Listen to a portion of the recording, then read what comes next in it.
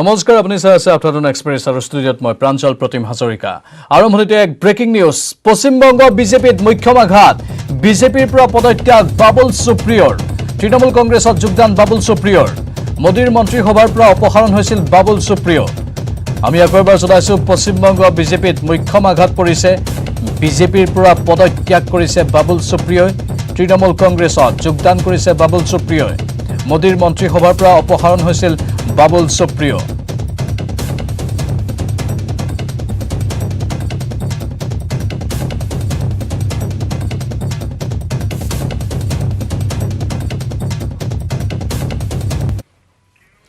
এবাৰ আঙুৰলতাৰ বিৰুদ্ধে শিলচৰ থানাত এজাহাৰ চিকিৎসকৰ বিৰুদ্ধে কৰা মন্তব্যক লৈ এজাহাৰ দাখিল কৰা হৈছে দন্ত চিকিৎসকক লৈ আঙুৰলতাই কৰিছিল মন্তব্য পুৰুষ দন্ত চিকিৎসকে মহিলা ৰোগীক অসংযত ব্যৱহাৰৰ অভিযোগ উত্থাপন কৰিছিল ৰোগী চোৱাৰ নামত যৌন নিৰ্যাতনৰ অভিযোগ কৰিছিল আঙুৰলতা ডেকাই আঙুৰলতাৰ মন্তব্যই দন্ত চিকিৎসকক অপমান কৰাৰ অভিযোগ এজাহাৰত আঙুৰলতাৰ বিৰুদ্ধে বিহিত ব্যৱস্থা লোৱাৰ দাবী উত্থাপন হৈছে ভাৰতীয় দন্ত সংস্থাৰ শিলচৰ শাখাৰ সভাপতিয়ে দাখিল কৰিছে এজাহাৰ ভাৰতীয় দন্ত সংস্থাৰ শিলচৰ শাখাৰ সভাপতি প্ৰদীপ কুমাৰ দাসে দাখিল কৰিছে আঙুৰলতাৰ বিৰুদ্ধে এজাহাৰ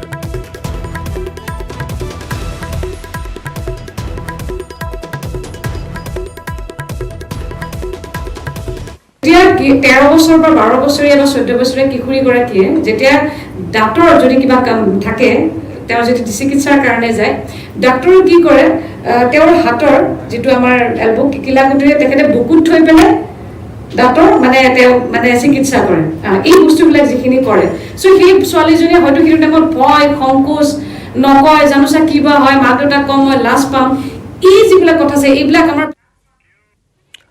৭১ সংখ্যক জন্মদিনত দেশৰ 2 কোটি 60 লাখ লোকে ভ্যাকচিন গ্ৰহণ কৰি অভিলেখ গ্ৰহা ঘটনাত উৎফুল্লিত হৈ পৰিছে প্ৰধানমন্ত্ৰী সেৱা আৰু সমৰ্পণ অভিযানৰ সফল আৰম্ভণিত উৎফুল্লিত প্ৰধানমন্ত্ৰীয়ে সম্বোধন কৰিলে দেশবাসীক সম্বোধন কালত দেশৰ প্ৰতিগৰাকী চিকিৎসক চিকিৎসাকৰ্মী তথা প্ৰতিজন স্বাস্থ্যকৰ্মীক ধন্যবাদ জনালে প্ৰধানমন্ত্ৰীয়ে এই অনন্য অভিলেখৰ বাবে ৭১ সংখ্যক জন্মদিন চিৰস্মৰণীয় হৈ থাকিব বুলি ক'লে প্ৰধানমন্ত্ৰী নৰেন্দ্ৰ মোদীয়ে দেশবাসীৰ ভ্যাকচিনৰ প্ৰতি আগ্ৰহত আপ্লুত হোৱা বুলিও ঘোষণা কৰে প্ৰধানমন্ত্ৰীয়ে নিজৰ জীৱনকো তুচ্ছ কৰি বিগত 2 বছৰে অহৰহ স্বাস্থ্য সেৱা আগবঢ়োৱা প্ৰতিগৰাকী চিকিৎসক আৰু স্বাস্থ্যকৰ্মীৰ প্ৰশংসাত পঞ্চমুখ হ'ল দেশৰ প্ৰধানমন্ত্ৰী পৰ্যটন উদ্যোগৰ সৈতে উতঃপ্ৰোতভাৱে জড়িত ভাৰতৰ প্ৰতিখন ৰাজ্যত 100% ভ্যাকচিন প্ৰদানত গুৰুত্ব দিছে কেন্দ্ৰীয় চৰকাৰে পৰ্যটন উদ্যোগক শীঘ্ৰে সচল কৰিবলৈ এই ব্যৱস্থা লোৱাৰ কথা ঘোষণা কৰিছে কেন্দ্ৰীয় চৰকাৰে পৰ্যটন ক্ষেত্ৰক পুনৰ উজ্জীৱিত কৰিবলৈও চৰকাৰে লোৱা কেতবোৰ বিশেষ ব্যৱস্থাৰ কথা উল্লেখ কৰিলে প্ৰধানমন্ত্ৰী নৰেন্দ্ৰ মোদীয়ে এদিনতে 2 কোটি 60 লাখ লোকক ভ্যাকচিন প্ৰদান কৰি এই দিশত ভাৰতে প্ৰথমটো দৃঢ় খোজ দিয়া বুলিও ক'লে প্ৰধানমন্ত্ৰীয়ে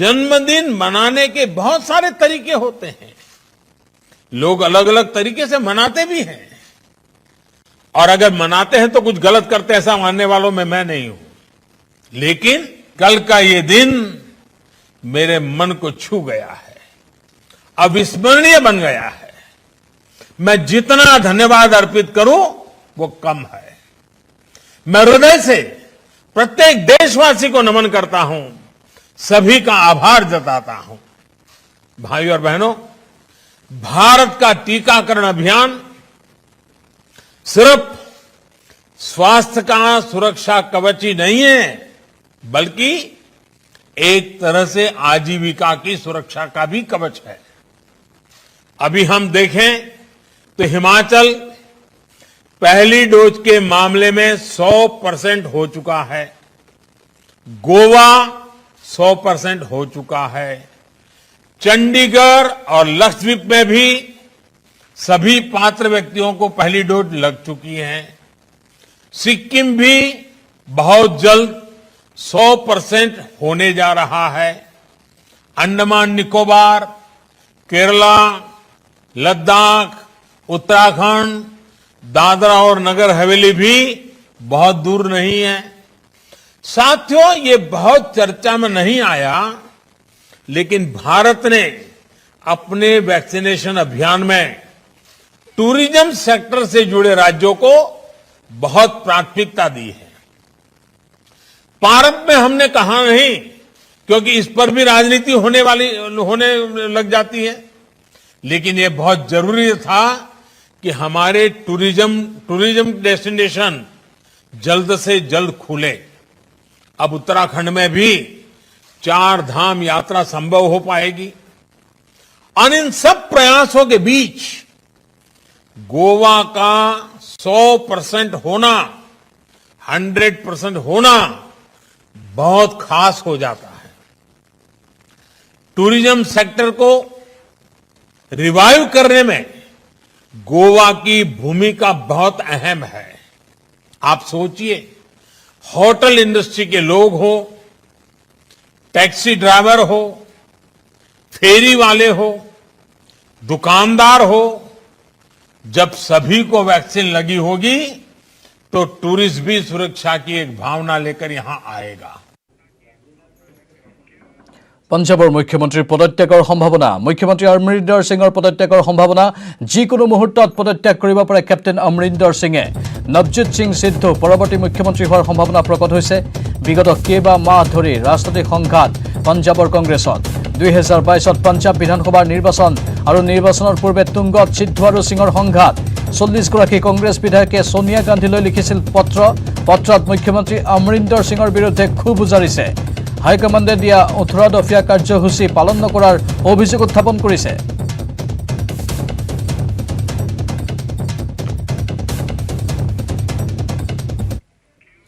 खबৰৰ ধাৰাবাহিকতা আমি অক্ষুণ্ণ ৰাখিম, কিন্তু এইখিনিতে সময় হৈছে চমু বাণিজ্যিক বিৰতিৰ। মাইথান ষ্টীল ইমান ষ্ট্ৰং যে 20% কমকৈ লাগে। ষ্ট্ৰং আৰু বুদ্ধিয় মাইথান নিৰ্মাণৰ মানদণ্ড।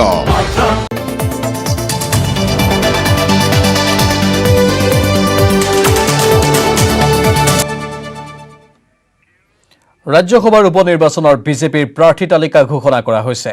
অসমৰ পৰা প্ৰাৰ্থী হ'ব সৰ্বানন্দ সোণোৱাল। অসমত এখন আসনৰ বাবে হ'ব উপনিৰ্বাচন।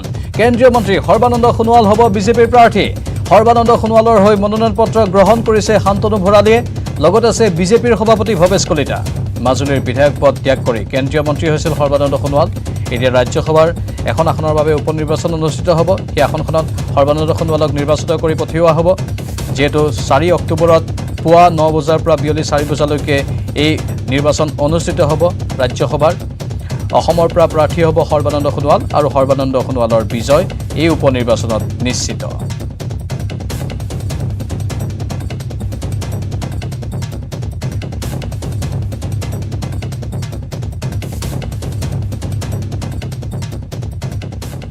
আনফালে ৰাজ্যসভা নিৰ্বাচনত বিৰোধী দল কংগ্ৰেছে প্ৰক্ষেপ নকৰে প্ৰাৰ্থী। প্ৰদেশ কংগ্ৰেছৰ এই আনুষ্ঠানিক সিদ্ধান্ত। কংগ্ৰেছৰ বিধায়িনী দলৰ বৈঠকত ইতিমধ্যে লোৱা হৈছে সিদ্ধান্ত। এই কথা সদৰি কৰিলে প্ৰদেশ কংগ্ৰেছৰ কাৰ্যকৰী সভাপতি কমলাক্ষদেৱ পুৰকায়স্থই। আগন্তুক নিৰ্বাচনতো কংগ্ৰেছে অকলেই প্ৰতিদ্বন্দ্বিতা কৰিব। 6টা সমষ্টিতে থাকিব কংগ্ৰেছৰ প্ৰাৰ্থী। ৰাইজৰ দল AIUDFৰ লগত কোনো ধৰণৰ মিত্ৰতা নহয়। নিৰ্বাচনৰ দিন ঘোষণাৰ পূৰ্বে প্ৰাৰ্থী ঘোষণা কৰা অখিলৰ কোনো গুৰুত্ব নাই বুলিও তেওঁলোকে মন্তব্য কৰিছে। এতিয়া AIUDF বিজেপিৰ লগতে আছে বুলিও উল্লেখ কৰিছে।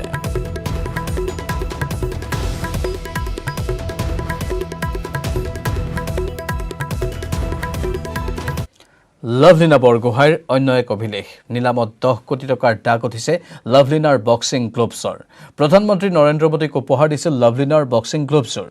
জন্মদিনৰ দিনা প্ৰধানমন্ত্ৰী মোদীয়ে তেওঁ লাভ কৰা এই উপহাৰসমূহ নিলাম আৰম্ভ কৰিছিল। নিলামৰ প্ৰথম দিনাই 10 কোটি টকা দাগ উঠিছে লাভলিনাৰ গ্লোভছযোৰৰ। গ্লোভছযোৰৰ বেছ প্ৰাইচ আছিল 80 লাখ টকা। উল্লেখযোগ্য যে এই গ্লোভছযোৰেৰে লাভলিনাই আঁচুৰি আনিছিল অলিম্পিকৰ ব্ৰঞ্জৰ পদক। নিলামত এই পৰ্যন্ত দ্বিতীয় সৰ্বাধিক মূল্য পাইছে নীৰজ চোপ্ৰাৰ সোণৰ পদক জয় কৰা জাথিপাতে। প্ৰথম দিনাই নীৰজ চোপ্ৰাৰ জাথিৰ মূল্য নিৰ্ধাৰণ কৰা হৈছিল 1,55 লাখ টকা। নিলামৰ এই প্ৰথম দিনাই আকাশলংঘী মূল্য লাভ কৰে 2 অলিম্পিক বিজয়ীৰ ক্ৰীড়া সঁজুলিয়ে। অনলাইন যোগে হোৱা এই নিলাম 19 দিন ধৰি চলিব বা মুকলি থাকিব। নিলামত প্ৰাপ্ত ধনসমূহ নমামি গংগা প্ৰকল্পত ব্যৱহাৰ কৰা হ'ব।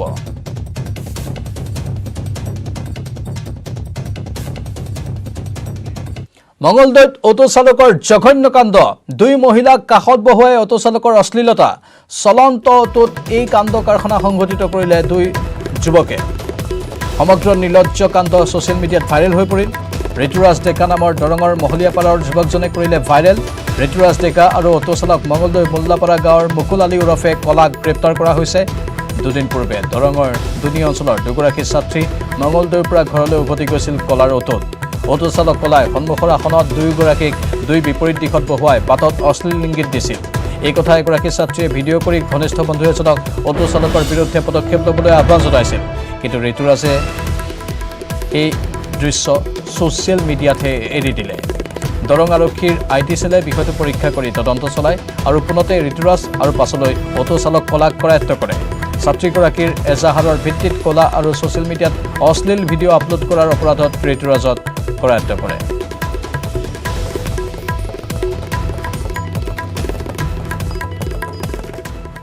ছাত্ৰী দুগৰাকীক অশ্লীলতা প্ৰদৰ্শন কৰিছিল। চলন্ত অটত এটা অশ্লীলতা প্ৰদৰ্শন কৰিছিল, অশ্লীল ইংগিত দিছিল আৰু সেই বস্তুখিনি তেওঁলোকে কেপচাৰ কৰিছিল আৰু সেই কেপচাৰ কৰা যিখিনি ভিডিঅ' সেই ভিডিঅ'টো আৰু এজন লোকে এইটো ছ'চিয়েল মিডিয়াত তেওঁ এইটো ভাইৰেল কৰিছিল আৰু সেইটোৰ ওপৰত বেছ কৰি আমি যিগৰাকী মহিলা আছিল মহিলাগৰাকীয়ে আজি এখন FIR দিছে আৰু এটা গোচৰ আমি ৰুজু কৰিছোঁ আৰু এই গোচৰৰ ভিত্তিত যিজনে অশ্লীলতা প্ৰদৰ্শন কৰিছিল এই ছোৱালী দুগৰাকীক তেওঁক আমি গ্ৰেপ্তাৰ কৰিছোঁ। কোকৰাঝাৰত আৰক্ষীৰ এনকাউণ্টাৰৰ খবৰ। কোকৰাঝাৰৰ লাংচুঙত পুৱতি নিশা আৰক্ষীয়ে এনকাউণ্টাৰ কৰে। এনকাউণ্টাৰত নিহত হৈছে দুজন ULBৰ সদস্য। নিহত সদস্যদ্বয় কুমাৰ ব্ৰহ্ম আৰু জাংচাৰ মুছাহাৰী। নিহত দুই সদস্য কোকৰাঝাৰৰ বিছমুৰী অঞ্চলত ধন দাবীত জড়িত থকাৰ অভিযোগ উত্থাপন হৈছে। কোকৰাঝাৰৰ RNB হস্পিটেলত ৰখা হৈছে মৃতদেহ দুটা। উল্লেখযোগ্য যে পৃথক মৰুভূমিৰ দাবীৰে নতুনকৈ জন্ম হৈছিল এই সংগঠনটো।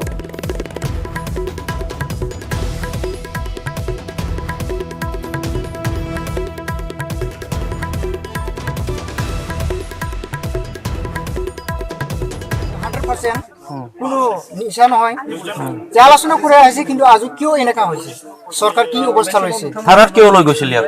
থানার এই যে এক্সিডেন্ট হয়েছে, খায়ও ঘরের মানুষ নাই, তাই উদিস নাই, এই ঘরের গাঁৱেৰ মানুষগুলো ফোন কৰছে, থানাৰ পৰা আহিয়ে কি দি এক্সিডেন্ট হৈছিল? বাইক দিয়ে এক্সিডেন্ট হয়েছে, নিজে নিজে পাথরের প্রভাব ধাক্কা মারি বাগড়াইছিল বুলি এনেকুৱা শুনা পাইছে। ক'ত? এই চেৰপাংগুৰি ওচৰত কোন গাঁৱত হৈছে আৰু গম নাপায়। তাৰে পৰা লৈ আনিছিল? তাৰ পৰা লৈ আনিছে থানাৰ পৰা খবৰ দিয়ে। ওৰ ঘৰেৰ মানুষৰা যাই কিনে যোৱাকালি লগ ধৰিছে, আলোচনা কৰিছে, আহিছে, কিন্তু আজি ৰাতিপুৱা শুনা পাইছে খবৰটা বিয়া হৈছে। শোণিতপুৰৰ গুদামঘাটত সোণ কিনিবলৈ আহি সৰ্বশান্ত হ'ল ঝাৰখণ্ড ৰাঁচীৰ 4জন লোক। গুদামঘাটৰ এগৰাকী যুৱতীয়ে ফোনযোগে যোগাযোগ কৰি নকল সোণ দেখুৱাই প্ৰলোভন দি মাতি আনিছিল লোককেইজনক। বিশেষ খবৰৰ ভিত্তিত আৰক্ষীয়ে গুদামঘাট অঞ্চলত অভিযান চলাই 3টা নকল সোণৰ বিস্কুটসহ সোণ কিনিবলৈ অহা লোক 3জনক আটক কৰে। ইফালে নকল সোণৰ ব্যৱসায় চলোৱা যুৱতীগৰাকীৰ লগতে সহযোগী 2 যুৱক পলাই যাবলৈ সক্ষম হয়। আনহাতে সোণ কিনিবলৈ অহা ৰাঁচীৰ লোককেইজনক চোকা অস্ত্ৰ দেখুৱাই ভাবুকি দি 2,70,000 টকা লুট কৰি নিয়ে ভণ্ড ব্যৱসায়ীকেইটাই।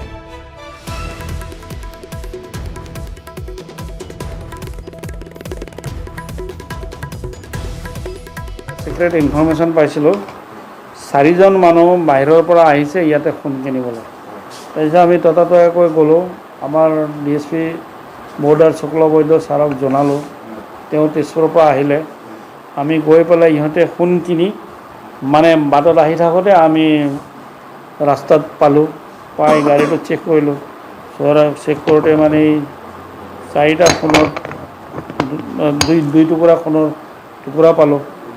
তাৰপিছতে 4জন মানুহ আৰু অটো ড্ৰাইভাৰ আমি পিক আপ কৰি আনিলোঁ। থানাত আনি সোধপোছ কৰোঁতে গোটেইখিনি কথাখিনি যে আজি বহু দিনৰ পৰা এজনী ছোৱালী আৰু 2জন মানুহে 3টা নম্বৰলৈ কণ্টিনিউ ফোন কৰি সিহঁতক মাতিলে, হোৱাটছআপত সোণৰ লাডু দেখালে। দেখুৱাৰ পিছত এইটো পচন্দ হৈ আহিলে, আহি ইহঁতে লগত এটা সোণাৰীও লৈ আহিছিলে। সোণাৰী লৈ আহোঁতে সোণাৰীক মানে সোণটো চেক কৰিব নিদিলে, সিহঁতৰ বেগত যিমান টকা আছিলে টকাটো কাঢ়ি ল'লে আৰু সোণৰ লাডু 2টা দি গাড়ীত পঠাই দিলে। কিন্তু থানাত আনে। বৰাকত উপস্থিত মুখ্যমন্ত্ৰী হিমন্ত বিশ্ব শৰ্মা।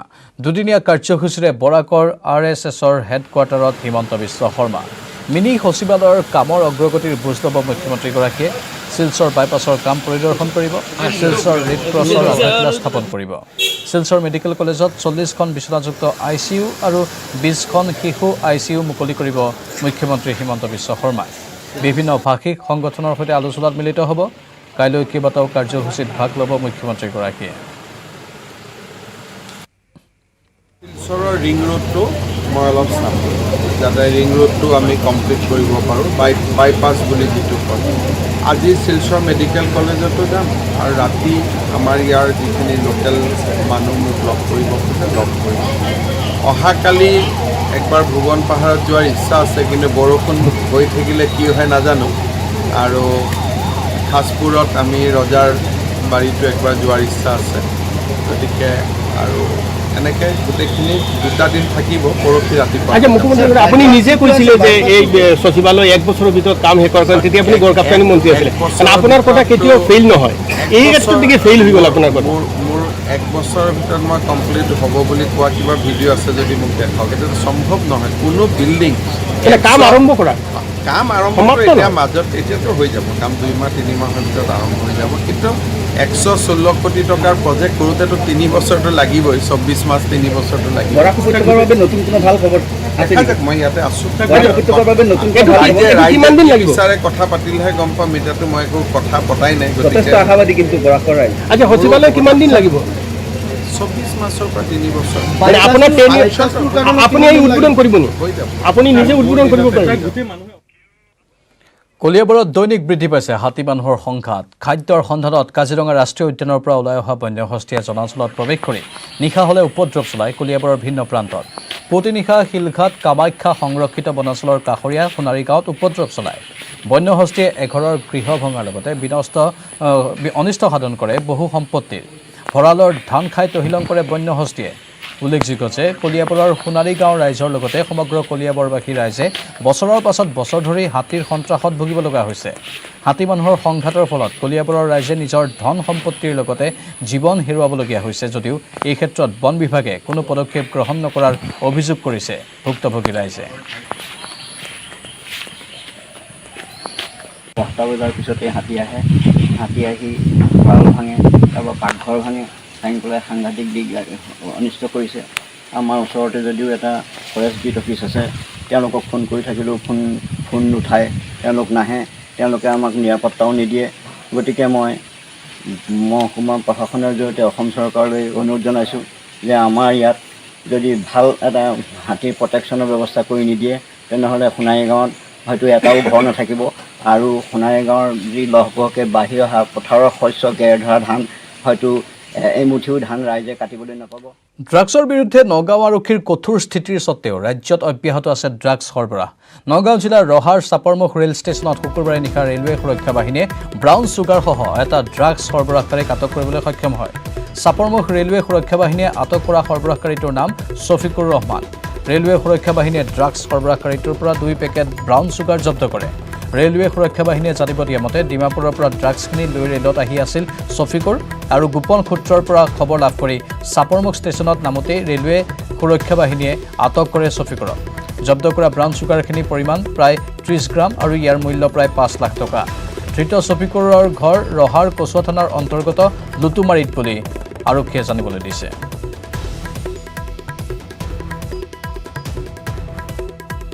পাইছিলোঁ যে মানুহ এজনে ট্ৰেইনৰ পৰা ৰঙীয়া ডিব্ৰুগড় স্পেচিয়েল যিখন ট্ৰেইন ডাউন ট্ৰেইনখন তাত আমি খবৰ পাইছিলোঁ মানুহ এজনে কিবা এটা বেগ মানে লাওপানী ষ্টেচন ক্ৰছ হোৱাৰ পিছত পেলাই দিছিলে। পেলাই দিয়াৰ পিছত আমি মানুহজন ইয়াতে ধৰিলোঁ। ধৰাৰ পিছত তেখেতক চাৰ্চ কৰাৰ পিছত সোধা মেলাৰ পিছত ক'লে যে ড্ৰাগছ আছিলে লগত বুলি। আমি তেখেতক লৈ গৈ পেলাই ট্ৰেক চাৰ্চ কৰিলোঁ। ট্ৰেকৰ ওচৰত আমি বেগটো পালোঁ, তেখেতে আইডেণ্টিফাই কৰিলে জেগাখিনি আৰু বেগৰ ভিতৰত আমি 2 packet suspected brown sugar 2 packet পাইছোঁ। নগাঁৱৰ ডিমৰুগুৰিত ভয়ংকৰ পথ দুৰ্ঘটনাৰ খবৰ। দুৰ্ঘটনাত থিতাতে নিহত 2জন যুৱক আৰু আহত আন 2জন। নিয়ন্ত্ৰণ হেৰুৱাই গছত খুন্দা মাৰিলে দ্ৰুতবেগী বাহনে। নগাঁও অভিমুখে গৈ আছিল বাহনখন। এই দুৰ্ঘটনাত থিতাতে নিহত হিমাংশু কাকতি নামৰ যুৱকজন। নিহত যুৱকজনৰ ঘৰ ডিব্ৰুগড়ত। দুৰ্ঘটনাত নিহত আনজন যুৱক ৰাধা গোবিন্দ বৰা। চিকিৎসালয়লৈ নিয়াৰ পথত মৃত্যু হয় পুৰণি গুদামৰ ৰাধা গোবিন্দ বৰাৰ। গুৰুতৰভাৱে আহত মানৱজ্যোতি শইকীয়া আৰু চিনাচু আগৰৱালা। আহত 2জনক উন্নত চিকিৎসাৰ বাবে গুৱাহাটীলৈ প্ৰেৰণ কৰা হৈছে।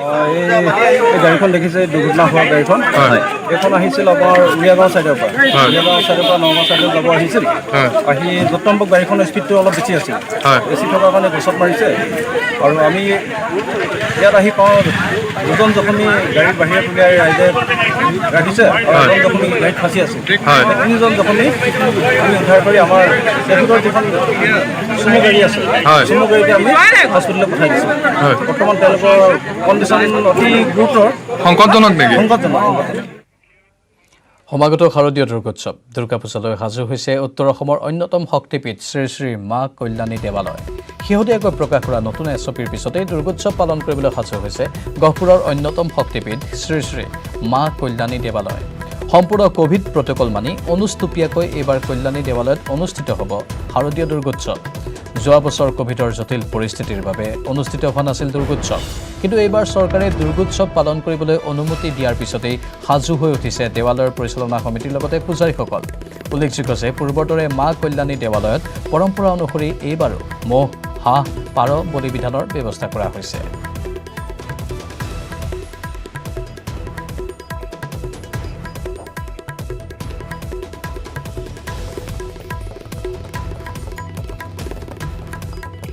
আৰু ইয়াৰ লগে লগে সময় হৈছে এতিয়াৰ বাতৰি বিদায় লোৱাৰ নমস্কাৰ মাইথান ষ্টীল ইমান ষ্ট্ৰং যে 20% কমকৈ লাগে ষ্ট্ৰং আৰু বুধিয়ক মাইথান নিৰ্মাণৰ মানদণ্ড